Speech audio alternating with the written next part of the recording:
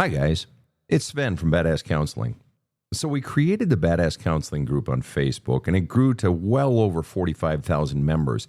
And we kept getting asked by folks for a support group, a growth group that's more intimate, gives more access to me, Sven, if possible. So the Badass Counseling team got together, and they created Community Plus. For a monthly fee that isn't cheap, you get direct access to me 2 times a month where you can submit your questions directly. Monthly drawings for a small group counseling session with me. Monthly drawings for one-on-one counseling sessions with me. Priority Pass access to go to the front of the waiting list for ongoing counseling with me. Priority Pass access to be considered to be counseled by me on the Badass Counseling Show podcast. Direct access to my top 2 selling video courses, Healing the Soul and Unleashing Your Greatness. Interviews with people who've had success in their soul journey, some well-known and some everyday folks like you and me. And a fantastic opportunity to meet and get to know other men and women who take their healing and growth seriously and who do the work. And a social community feed where folks share their challenges, their struggles, and their triumph. And so much more. So go now to badasscounseling.com. Click on the Community Plus sign-up page for premium content and direct access to me and to like-minded people who are committed to healing, growth, and creating a community of support and happiness. From the New York City area, welcome to the Badass Counseling Show, where the master badass himself, Sven Erlandson, takes you deep and gives balm for the soul, baby.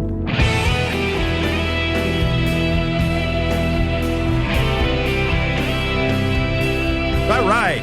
We are here. This is the Badass Counseling Show podcast, Q&A lightning round, folks. And I am Sven Erlandson, the host of this show. I'm joined by my team, Rob the Rocket and KC over in the booth. Whether you are tuning in from Lompoc, California, from the road, maybe between Tampa and Louisiana, or maybe you are way over in Queensland, down under, or across over in, maybe it's the middle of the night and you are somewhere in the world and you're just hanging with us and you're saying, Sven, hey, man, mellow out on the energy. It's the middle of the night, man. I got some cool breezes out here in the islands and I just want to listen. Well, wherever you are, it's great to have you here. We love having you here. And Rob, are you feeling cool breezes? What's going on with you, my man? I'm feeling cool. Special greeting to our listeners who have done a lot of work and then hit a setback, but then recovered quickly.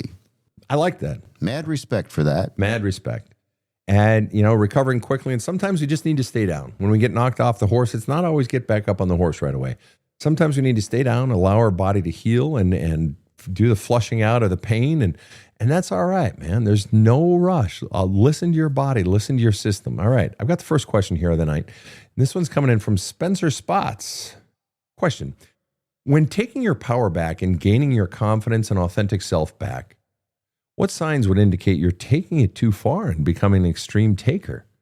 I had this curious thought while listening to the podcast one day, and I presume there must be a stopping point or a threshold into the danger zone, but haven't heard you touch on that very invisible line one should be careful not to cross.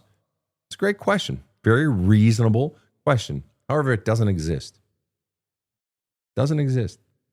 I'm going to tell you what I mean. I'm going to read the question again, and I'm going to stop to tell you what I mean. When taking your power back and gaining your confidence and authentic self back, what signs would indicate you're taking it too far and becoming an extreme taker? You can never take your authentic self too far. Your authentic self will never become an extreme taker. Extreme taking is born of inauthentic self. Extreme taker is born of aspects inserted into you that aren't you. Extreme taking is voices in you saying you aren't good enough. Who you are doesn't matter. You aren't lovable. You aren't worthy. You aren't wantable. So as you're getting those messages out, what's going to bloom inside of you is that you are good. You are lovable. Stand up. Stand for yourself. But what's also in there, in the standing for yourself, that you are good and worthy, is there is a natural joy innate in every single human being that loves to give as well. One of the most sublime joys in life is that of giving. So there is never a chance of you becoming an extreme taker. There's never a chance of you actually getting stuck in that place. Why? Because extreme taking is born of fear and pain. And so if you're doing the work of flushing out the pain and flushing out the fear and flushing out the rage that isn't useful, situationally, if you're in the process of flushing all that out, there's no chance, literally, of you being consumed by extreme taking. Because you're authentic. And authentic means that moment to moment, you're just being your real self. And that is simultaneously loving. Yes, in some moments, I am selfish. You betcha. Protecting myself or saying, hey, you can't treat me that way or whatever it might be. There are some times where I'm going to take that last cookie. It's like, nah, fuck it. Today I'm taking the last fucking cookie. Okay, I am. But then, because most other days, you know what? Nah, you take the cookie. You know what? I actually baked a little Ziploc baggie here of 5 extra cookies for you to take with you. But there are going to be some days where I take the last fucking cookie. Sorry, but it just is. But it rests within a context of, generally I enjoy giving. So no, you will literally never become an extreme taker if you are living your authentic self. There's literally zero chance. And if you find yourself becoming an extreme taker, it's because you still have other voices inside of you saying you suck. All right, next question. Here we go. Chad King says, and this is over on Facebook. Chad King asks the question, how does a woman go from being distant and cold to 180-degree turn to loving and tender? Chad, this woman really could be a man too, obviously. I mean, could be anyone. But how does a person do it? Because they've got multiple voices, metaphorically speaking. They've got multiple messages operating inside of them. Messages of you are good, you are lovable, you are kind, but also you're unlovable, you're not good enough. And so moment to moment, they're trying to get their love needs met, and they're giving love, hoping you'll love them back. But then other times they're taking, I want you to love me. And that also means if you've got messages inside of you saying you're not lovable, you're not wantable, who you are doesn't matter, then if you hurt them, even one little drop, they're going to lash out at you. If you've got a love cup that is so full of crud and pain and manure and rocks, you drop in even one more drop, it's going to electrify and charge. All those electrical charges of all that pain and crud in there is going to get charged, and they're going to lash out at you. Or another metaphor, let's just mix the fuck out of our metaphors, right? If you've got a cup that is right up to the brim of piping hot, scalding hot Starbucks coffee, like supercharged hot, and then you try to pour in more, and that's like pain and rage and hurt and everything, and then you try to pour in more pain, it's going to spill out. But who's it going to spill out on? Is it going to spill out on Tom, who's over on the other side of the room? No. It's going to spill out on whoever's closest to that cup. Or let's say you don't even try to pour in more. Let's just say you agitate the table that cup is sitting on. It's going to spill out on whoever is closest. It always spills out on the people we're closest to, right? So how does a person do that? They do it. What causes a person to do that? It's because they've got these messages inside of them, disqualifying them, invalidating their very existence. And so from moment to moment, they've got so many different messages inside of them, controlling them, pushing them, being tweaked by any given external stimulus, hitting a different button inside of them, and they're just fucking constantly being triggered. It doesn't mean they're a bad person. It just means they've got so many voices and messages inside of them. And until those come out, anybody in their path, anybody in their life is fundamentally in one of the cars on the roller coaster that is their life. All right. Next question. Here we go. Sissy's Showcase on TikTok asks the question, so much trauma and pain in my life. How can I begin to feel anything anymore? I feel so dead inside. The goal, Sissy, is not to feel anything again.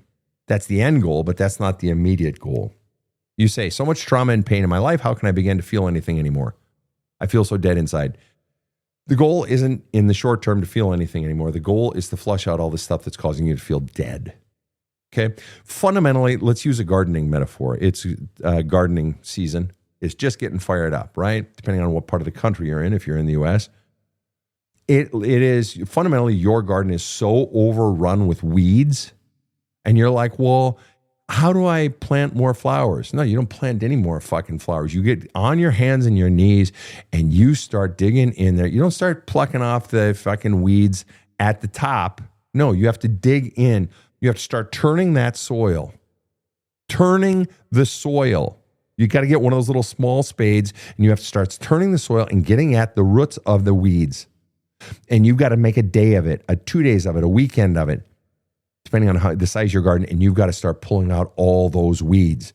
You said, I feel so dead inside, so much trauma and pain. You have to go into the very thing that if you've got that much in you, potentially you've been running for it for a long time. Coping, not actually healing. Coping and healing are two different things. Potentially you've been running from it, using different mechanisms to run from it. What are your mechanisms? What is it? Chapter 3 of my book, There's a Hole in My Love Cup. That starts with the title, You're Running. And we use all different things to run from our pain and the fears and the BS beliefs we've been taught about ourselves, right? Booze, bottle, pills, pot, porn, overworking, overparenting, gambling, cheating, food, all sorts of things. To do what?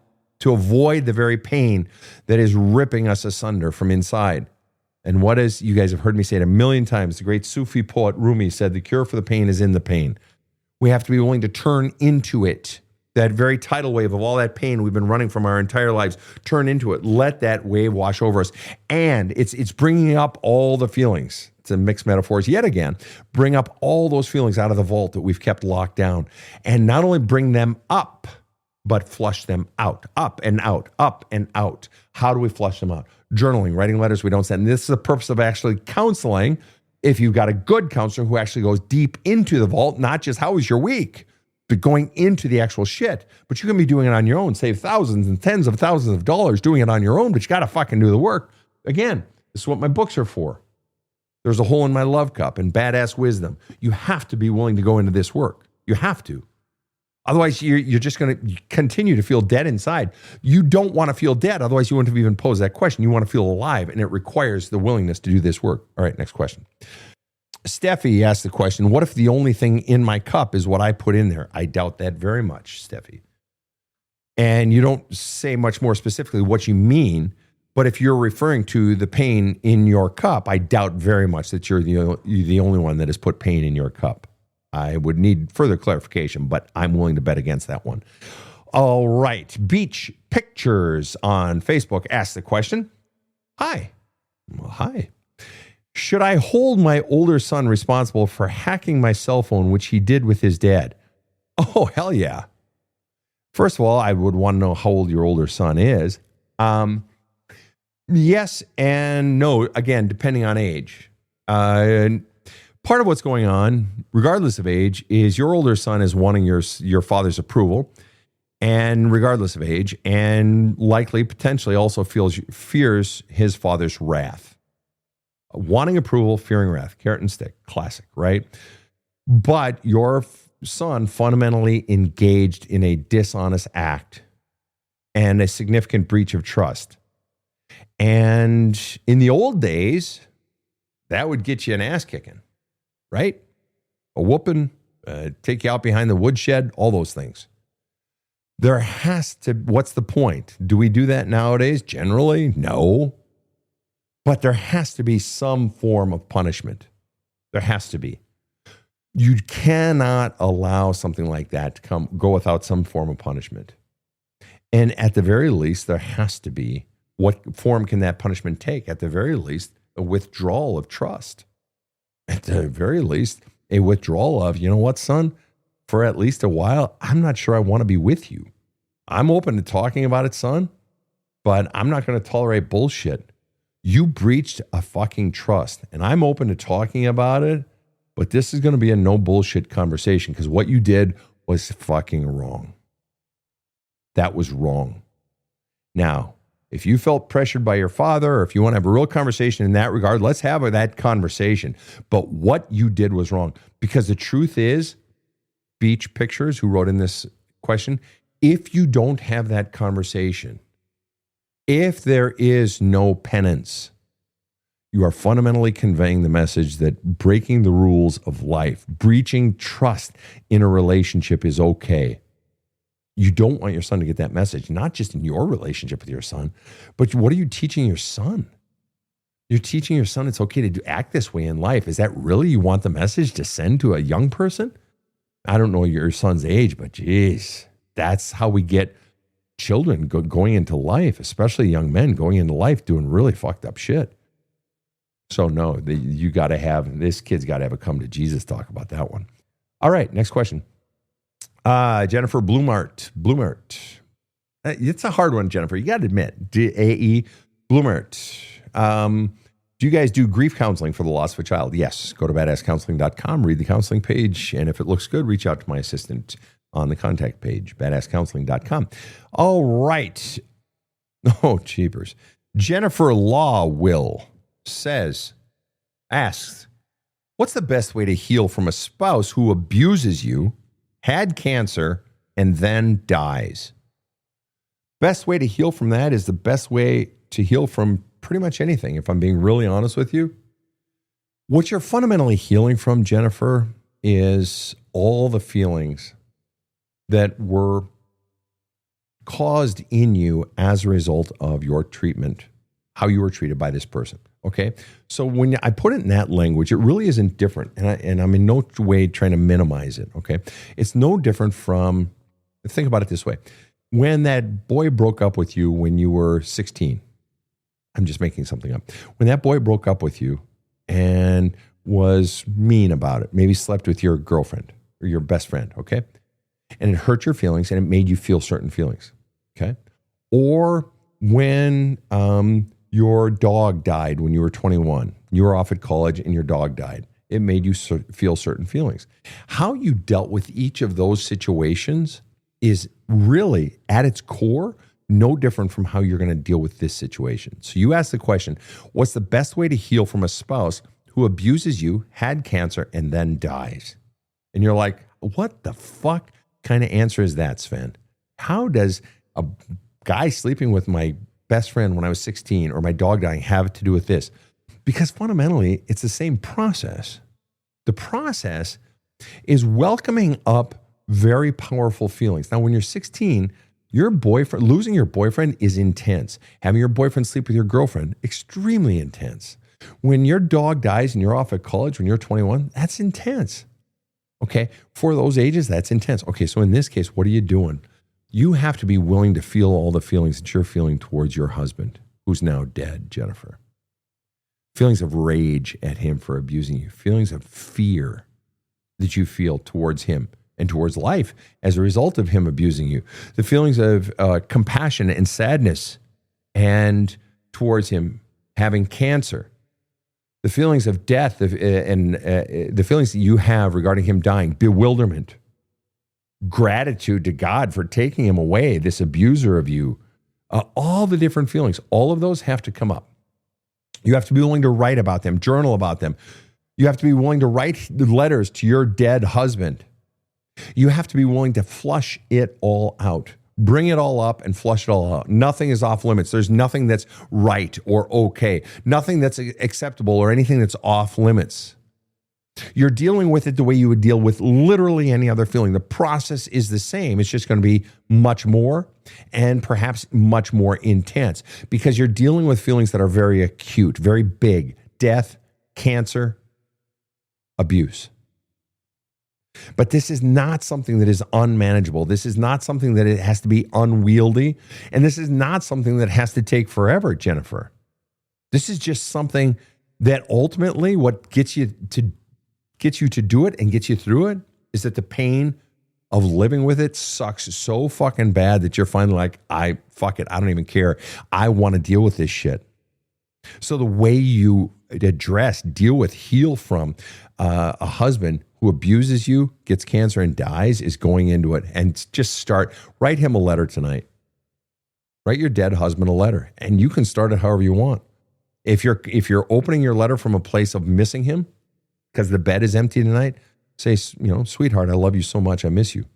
Or if you're coming from a place of you had a shitty day and you're just fucking angry and you're starting with anger, Started out with, hey, cocksucker, I'm fucking glad you're dead, you fucking asshole. You start it however you want. Start it there. And maybe it morphs into longing for him. Maybe it morphs into disappointment. Maybe it morphs into, I was baking cookies tonight and it's your favorite kind. And I could not stop bawling. And I'm here on the kitchen floor. And I just fucking miss your fat ass. I miss your fat ass despite you being such a prick to me. Tonight's one of those rare nights that I actually miss you, you son of a bitch. You know, just write whatever. And you're going to write 100 of these letters. And you're going to journal about him. But that's what it's going to take. And you keep doing that. And the more you do that, you're going to begin to feel lighter. You're going to begin to feel freer. Why? Because what's fundamentally keeping you locked up? You were married 38 years, Jennifer writes. 38 years. So you're not just journaling about all that stuff. You're journaling about a lifetime together as well. All of it. You got a lifetime of pain, and it's not going to take you forever. What it takes, the healing of this is not something that has to be long. It's something that has to be deep. And the speed of it, the velocity of it is determined not by how fast you go, but by how deep you go. I got one here that I can answer. Go ahead, Rob. All right, Mr. JDS Solfani Yippee says, yo, what is this? This is a taping of the Badass Counseling Show podcast. What we do is we take questions live from social media. Sven answers them, and then we edit them into a podcast, which you can get wherever you get your podcast, the Badass Counseling Show. All right, now, here is the question from Carrie. When you have a client, Sven, speak to their young self or inner child, what do you say to the person who has nasty things to say to them? I have almost no nice things to say to or about my younger self. Whoa. What's this person's name? Carrie. And Carrie, what age younger self are you speaking to? We are waiting for Carrie over on YouTube, who speaks nasty to her younger self. Nothing wrong with that. Very young, she says. Very young. Still haven't told me how young. 3, 13, 23. Very young. If you're 83, 23 is very young. Hell, I'm 58. 23 is very young. 4 or 5. Okay, so just so I'm clear, Carrie, you asked me when I'm counseling with someone and I talk to them about going back and speaking to their younger self. And you're saying in your case, you want to go back and speak to your younger self, your 3 or 4-year-old younger self, and you want to say mean things to your 3 or 4-year-old younger self. Okay. Nothing wrong with that. Now, let me ask you this. My follow-up question before we would do that is I would naturally ask the question, 2 questions. 1, why? And 2, specifically in 1 sentence or less, what do you most want to say to your 4-year-old self? Answer that with what you want to say first. In 1 sentence or less. Quicker the better. Yeah, this will be interesting. And in the meantime, Jennifer Law Will, who had the husband who abused her, cancer, died 38 years, says, thank you, very helpful. You're welcome, Jennifer.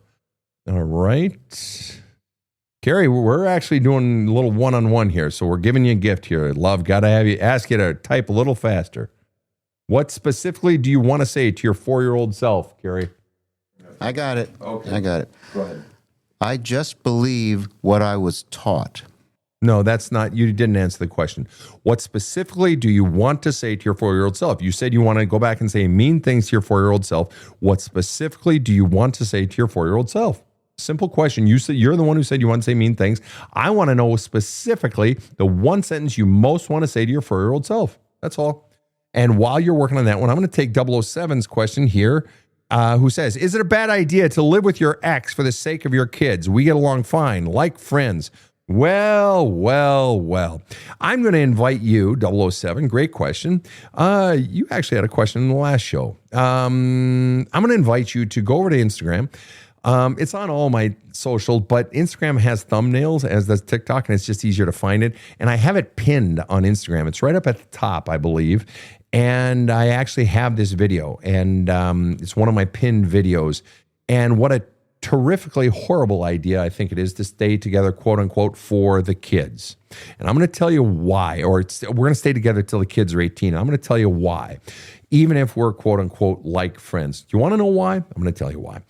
Because, first of all, let me count the ways. 1, Because what you're fundamentally teaching your children is that this is what love is. And that means your children are in all likelihood going to replicate this relationship or some derivative of it into their 30s, 40s, 50s, and 60s, which means they're never going to be happy beyond the level that you are happy right now in your relationship.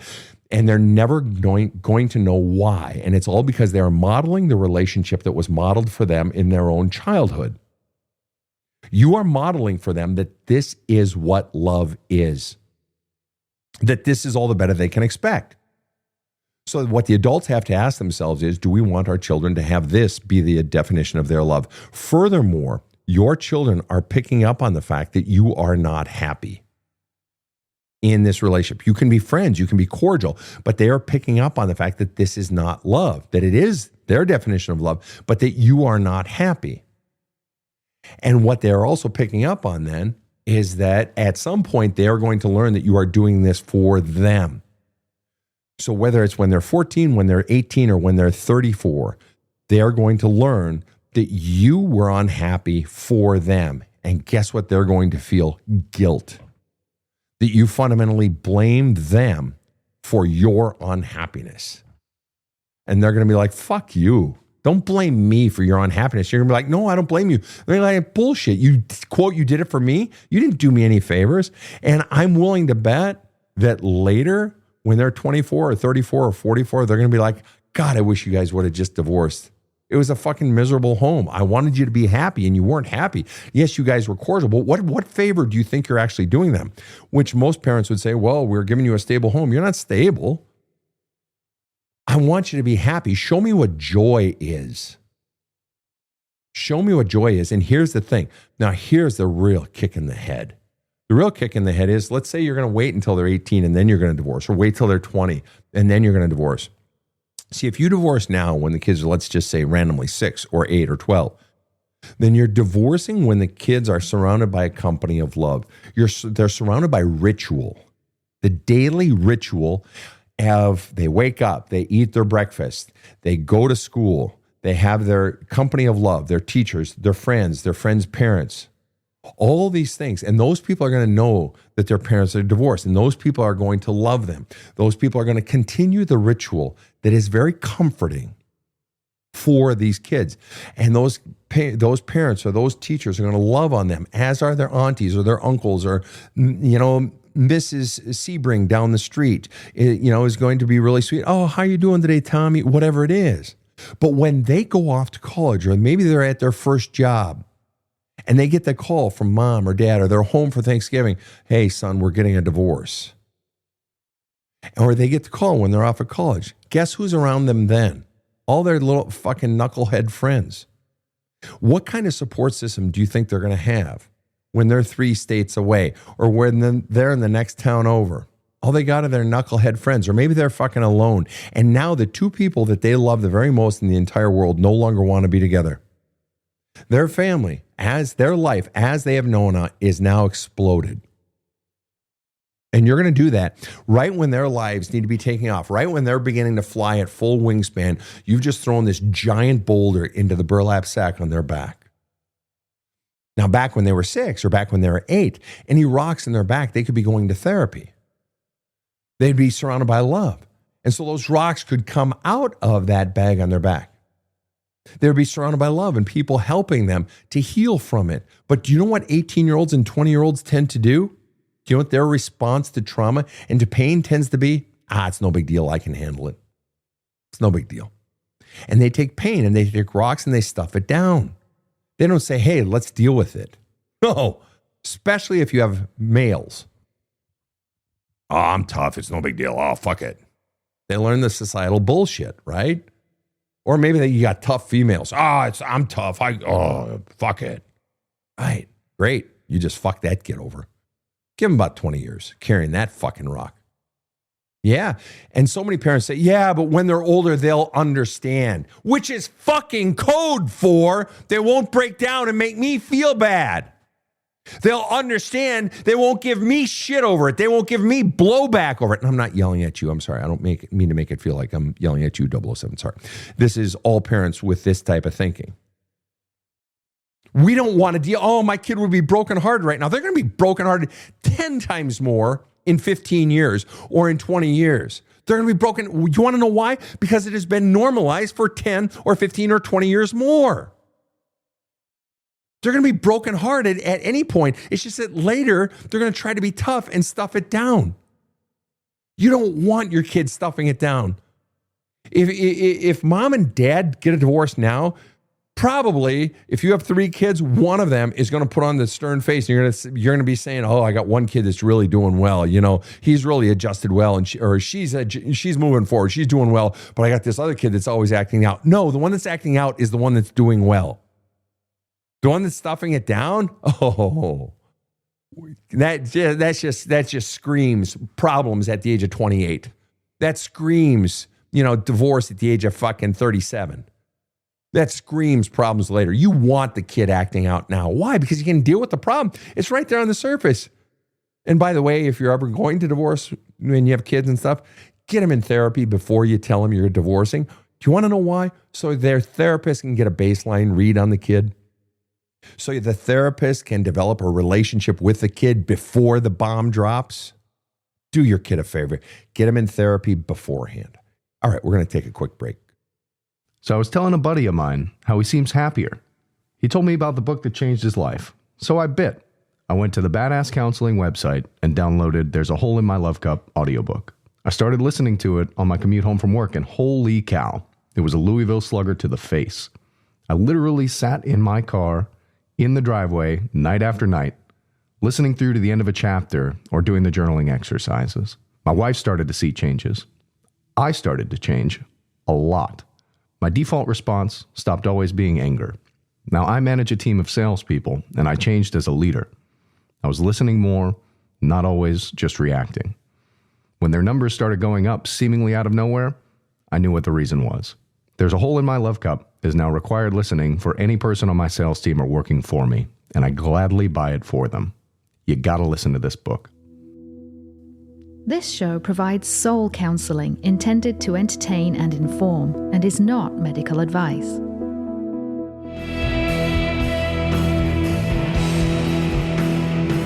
Now, back to the badass. And we are back live on TikTok and on Facebook and on YouTube. We didn't hear back from Carrie over on YouTube.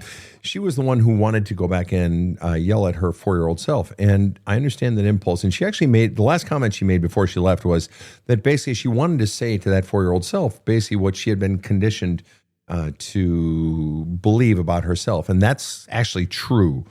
But going back and wanting to yell at your past self is not unusual.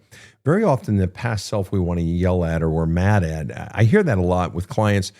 But very often it's their 30-year-old self or their 20-year-old self. Gee, why didn't I do all this healing sooner? Or why didn't I catch the red flags when I first started dating this woman, or whatever it is? And one of the things that I tell people is, you know better than anyone what you were going through when you were 25. Or you know how bad your marriage was back in your late 30s. Or you know all the pain that your parents caused you in your teen years. You of all people should know what those 20s were like. So why don't you maybe have a little compassion for that person in your 20s rather than raining hell on her, or rather than being a jerk to him? Come on. You know how bad they had it. Come on, have some compassion for that past person.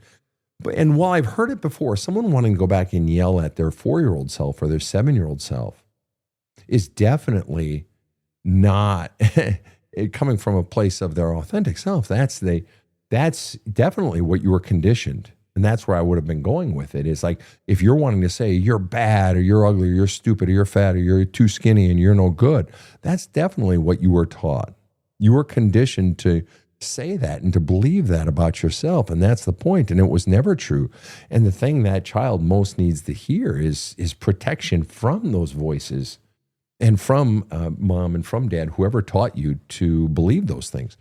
As a follow-up on, the idea of divorcing now, divorcing later, that sort of thing, Crystal comments on TikTok, I grew up wishing my parents would have divorced. Christopher, right after Crystal, then the very next person comments, I grew up wishing my divorced parents would get back together. Both of those are very, very common. And both of those also are indicators of two people who back then could have used more counseling and just someone to talk it out with and flush out more of those feelings. But those are very common responses in people who grew up with divorce or wanting divorce, wanting their parents to divorce. Nothing wrong with either of those. All right. And okay, so there's another follow-up question. Just Beth on TikTok asked the question, so what do you do then when in the case of a couple is struggling and, considering divorce? What do you do when one of your kids is going off to college, but the other one is only 10? When is it best? Now. Period. Sooner is always better. I absolutely believe that. And I'll tell you why. Because if you wait until the 10-year-old is going off to college or 18, that means the one that's going off to college now is going to be roughly 26. I had a client once who said to me, Sven, and she was about 26. And she said to me, Sven, I got married 2 years ago. She was 28. She said, I got married about 2 years ago when I was 26. Okay, I fucked the numbers on that. She's 28 now, got married when she was 26, right? And she said about 6 months before my wedding, I got a call from my parents telling me that they were getting a divorce. Sven, my wedding day was the worst day of my life, other than the day I found out they were getting a divorce. She said it was miserable. Not that my parents were bad or unruly at the wedding. No, it wasn't like that at all. Everybody acted fine. I was just absolutely miserable inside of myself. From the day they told me, I was just broken. I was broken. It didn't matter how friendly everyone was at the wedding. I was broken. And 2 years later, we were dealing with her whole shit regarding the divorce. So when I tell you, Just Beth, do it now, but you have to be very deliberate, especially with the one in college, because 3 years after that kid, or 4 years after that kid is going to be going off and starting their new life. You want to have that kid healed by then. All right, so that they actually can start their new life. That means, Just Beth, you and your husband are going to be making trips to college. You and your husband are going to be making sure, dragging your kid by the ear into the counseling offices there at the college. Well, I guarantee they probably have them. Dragging him by the ear, getting that kid fucking counseling. And you're not going to let that kid say, oh, it's no big deal. Oh, I'm dealing with it, blah, blah, blah. Get the kid fucking counseling. Make sure he's fucking journaling, all this shit. Letting him, you're going to be his mini fucking therapist if he's not seeing a therapist. But you work on him now, because otherwise what? It's just going to get stuffed down even further. And the same shit is going to be afflicting him in 4 years that's going to be afflicting him now. But you be deliberate about it. And if he's coming home for summer, that might not be a bad time either. But, because then he's home and you can address it then. Okay. Let him finish out the year, do it when he's home, but it's gotta happen. You don't want to put this off. All right. Next question from Chris over on Facebook. Will my daughter ever wake up and realize her father alienated her from her loving mother and really understand the abuse he placed upon her from age 9 to 21, her present age? I have not seen her since she was 15 years old, and I miss her. Okay. There was some extra stuff in there, you guys. That's why I was choppy. I'll read it again. Will my daughter ever wake up and realize that her father alienated her from me, her loving mother, and really understand the abuse he placed on her from ages 9 to 21, her present age? I have not seen her since she was 15 years old, and I miss her. Yes. Yes. Persist in sending birthday cards. Persist in calling her in whatever contact you can have. I've lived through this. So this has come from personal experience, as well as counseling countless families in this exact thing. Individuals, kids, parents, adults. I have literally lived through this myself as the parent. I can tell you, yes. How do I know this? Life is a long time. I went through this roughly similar ages with my kids. They got into their 20s and go off to college and they meet other people. At some point, your daughter is no longer going to live under your father's roof or her father's roof. At some point, she is going to begin to live her own life. At some point, she is going to have other influences in her life. My children since their 20s we have great relationship. Now in their 30s, we have wonderful relationships. Really, truly. And I have grandkids now and so forth. Yes. But in a way, you're asking the wrong question. I understand where that question is coming from, but in a way, you're asking the wrong question, Chris.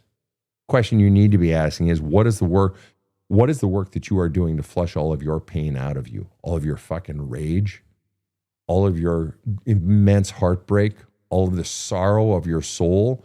What is the work you are doing to flush all of that out of you? Because if you are not, that shit will eat you up from the inside. The divorce, when my first wife divorced me, that was in 96. We had been divorced since 95.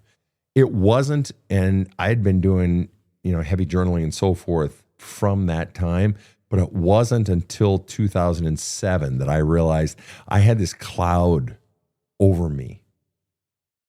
Like Pigpen in the Peanuts comic strip had like that cloud around him because he was a Pigpen. But mine was over me and it was just affecting me and I was dour. And I think it had an impact on my kids and I made a decision to let go. And I was holding on. I was holding on to all the ways I was going to have my vengeance, or just all the stories I was going to hold on to and tell my kids, even if I got it in my head that the one thing I had on my side was time. That if I had to wait until my kids were 35, I was going to wait until my kids were 35. I would hold on to those stories, all of them. And I had so many. And in my book that comes out on cheating, you'll hear those stories, a couple of them at least, 2 of them, 3 of them. And I was going to hold on to them, and my kids would know, and she would have her comeuppance. And then at 2007, I got sick of it. And I decided I would rather have peace than be right. And I let them go. I let go of the stories. I let go of it all. And I decided, even if I never have justice, I will have peace. And I just decided to let it go. And I had done all the journaling, and all the journaling brought me to that point of just accepting it and letting it go. And we've had the most glorious relationships since. I have a truly glorious relationship with my kids and with my daughters-in-law. And now my grandkids. Next question. Here we go. My partner grew up in a household with narcissistic, religious, physical, and sexual abuse. Okay, that's your partner. They have a fear of going to therapy because they don't want to not be believed by the therapist. Any suggestions? Yeah. Get them a pad of paper and a pen. I'm serious. I'm fucking serious. Get them a pad of paper and a pen. And buy them this book. Now they have no excuse. You want to know why I say buy them this book? There's a hole in my love cup. Because this is about 60% of my counseling method, 70%, whatever, of my counseling method in one book. Now it doesn't matter if anybody believes them. Now it's a matter of, do they have the guts to go into it? Now you'll know whether or not their story of being believed is bullshit or real. Because the method is right there. Now it's just a question, do you want to fucking heal or not? Okay? Now, because this will get them so far down the road. Anybody over there that's over on TikTok or on any of the other pages, if you've read the book and gone into it and used the book as a healing tool, please chime in and offer the impact of it on your own self-healing work for Hydra. Okay? Hydra is saying that basically my partner grew up in a narcissistic, abusive, bad home, but is afraid of going to therapy because they don't want to be not believed by the therapist, and they're wondering if you have any suggestions. I'm offering this book as a suggestion with pad, a pen, and a paper because they can do so much fucking work on their own. I am a huge believer. I got myself out of a 12-year depression, the kind that involved, offing yourself. That word I'm not allowed to use on social media. None of us are. Offing yourself, that kind of depression. I got myself out of that kind of depression. That work that I did on myself became the backbone of all of my counseling work, 30-year counseling practice. Okay. So I'd like to believe my stuff is pretty good. All right. Use that fucking book. Go into it. Get it at badasscounseling.com. Then put it in front of your client or put it in front of your partner and say, all right, here you go. Do the work. Nobody has to believe you. Nobody has to not believe you. Now, the other side of it is, Hydra, and Hydra says, thank you. The other side of it is this, Hydra. I would recommend a small group. Start with a small group for your partner. Say to your partner, because the truth is there are fucking small groups for anything. Go to NAMI.org, NAMI.org as one possibility, or Google it for groups on victims of abuse.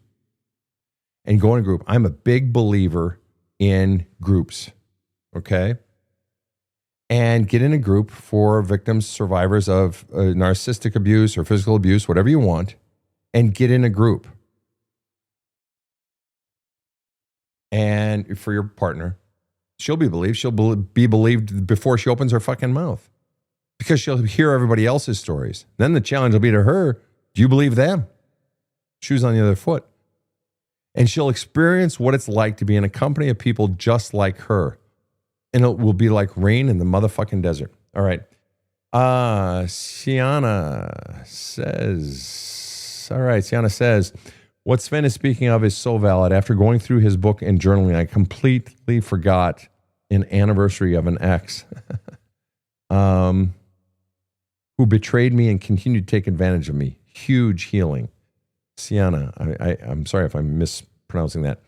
Here we go. Teodrosking says, I'm very broke. I want to make up for lost time. I'm also overweight. What do I do if I can't hear myself? I understand that. What do you do if you can't hear yourself? In case it can't hear yourself, here's the truth. Every one of us inside of us has our own voice. Your own voice, your authentic voice is inside of you, deep inside of you. But what happens when we're very young is, depending on how we're parented, is other voices get packed inside of us. They get packed inside of us, and all those other voices get layered on top of us, like more and more crud and manure and rocks get packed into the love cup that is our soul. And as a result, we can't hear our own voice. And so what we have to do is we have to go inside and begin to get those other voices out of us. We have to begin to get out the rocks and the manure and the crud and all the crap inside of us. All right? And the more we do that, the more we begin to hear our own voice. Now, in many parts of the country, in the U.S., it's springtime. And what happens in springtime, especially in the north, is that at the end of fall, all the deciduous trees, they drop the remainder of their leaves. And those leaves got whipped around and blown, and they tend to pool around what? Around corners of houses and in gardens and so forth. And then the rains come, and the mud comes up, and the rains come down, and they stick those leaves there, and then the snow comes, and then some rain, then some more snow. Maybe some branches and twigs fall. And so then come spring, you got piles of leaves and branches and mud and some ice in there. And you got to get out there with a hard rake, your blower thing that's polluting the environment, not just with the noise, but with all the carbon output crap. So you go out there with the rake because you're like, okay, I'm going to be environmentally friendly, and I'm just going to use my rake. And you have to anyway because the blower wouldn't work anyway. And you pull all that crud off of your gardens. Yeah, you got inches and inches of crud of snow and pack, just the pack from the winter. You pull it all off of there. And once you pull it all off of there, guess what happens? The soil can breathe. And what happens is, effortlessly, the daffodils and the jonquils and the lily of the valley and the peonies and the irises begin to poke through the soil.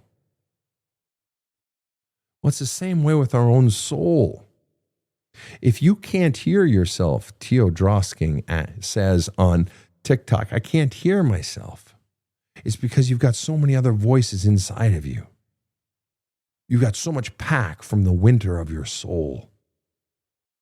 All those voices from childhood, from a lifetime of people telling you you're shit, you're no good, you're not lovable, you're not wantable. And the more you rake out those voices using tools that I talk about, journaling, writing letters you don't send, my books, Badass Wisdom, There's a hole in my love cup. You know, Kaylin here says, book helped me get out of an abusive marriage. 2 years later, I'm stronger. Right. And the more you do that, pulling the pack off of your garden of your soul, the more your authentic voice begins to grow up effortlessly, like the jonquils and the daffodils and the lily of the valley, which, by the way, if you've never smelled lily of the valley, mother of Christ, you've rarely smelled a better smell. All right, we're just going to take probably 2 more questions here, and then we're going to call it a night. Crystal, podcast and book has helped me tremendously. Glad to hear it. Steffi asked the question over on TikTok. I left an extreme taker who now won't leave me alone. How can I still heal while being on high alert? First of all, you have to draw hard boundaries, and I mean that very sincerely, in whatever way you possibly can. How can you still heal? You heal by going into your own pain, doing the journaling work, etc., in order to do the healing. And you simply have to find a way to maintain that balance and do the work. You just do it. But you have to draw hard boundaries, Steffi. And we're going to shut it down. Rob, any final comments today? All good. Some questions a little more puzzling than others, but you always have a very straight and clear answer. Some folks left us hanging tonight. We had some dang, loose ends, but it was interesting. All good. It's all good. It was all good. Thank you, everyone, for your questions. Dung Mep says, I miss seeing the videos of you on your property. What, are you kidding? I post new videos every single day. In fact, for everyone, just so you know, and Steffi, yes, the answer is yes, that's okay. But if you're doing it out of fear, no. She asked if it's okay if she has no interest in a relationship. All right, just so you guys know, I now have an alternate page on Instagram, Facebook, and TikTok, and YouTube. Not sure. Where that is curse-free. So it's safe for work. It's safe to show children. It is safe to show to your students if you're a teacher. And it is Curse-Free Badass on Facebook. I believe it's by the same name, Curse-Free Badass on Instagram. On TikTok, it is, you should be able to just put in Sven Official or even Curse-Free Badass. And I apologize for those of you that appreciate the cussing, the swearing, the cursing. But some people wanted to be able to use it at work. Some people use them at church. Some people show it to their students, that sort of thing. So just trying to make an alternative for those types of folks.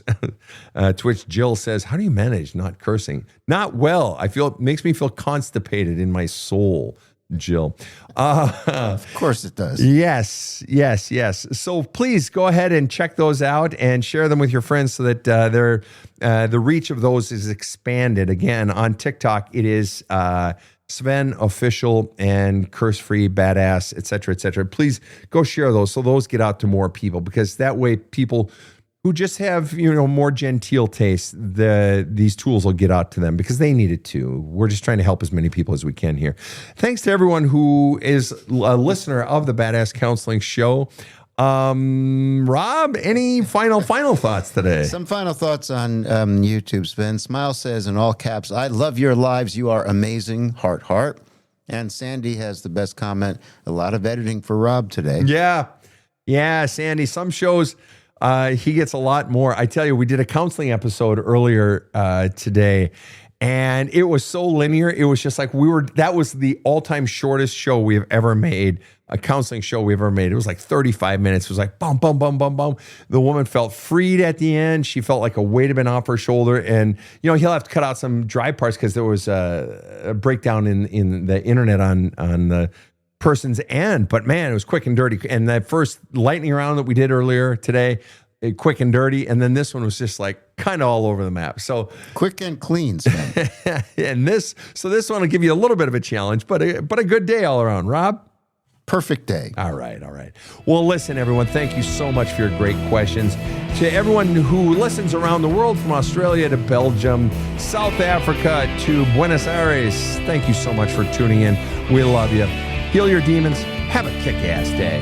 The Badass Counseling Show is strictly copyrighted. No copies may be made without the express written consent of the Badass Counseling Show, LLC. The Badass Counseling Show is produced by Karen Camparelli and Robert H. Friedman. Executive producer Sven Erlandson. Original music by two-time Emmy Award-winning composer Trevor Morris. Have a kick-ass day.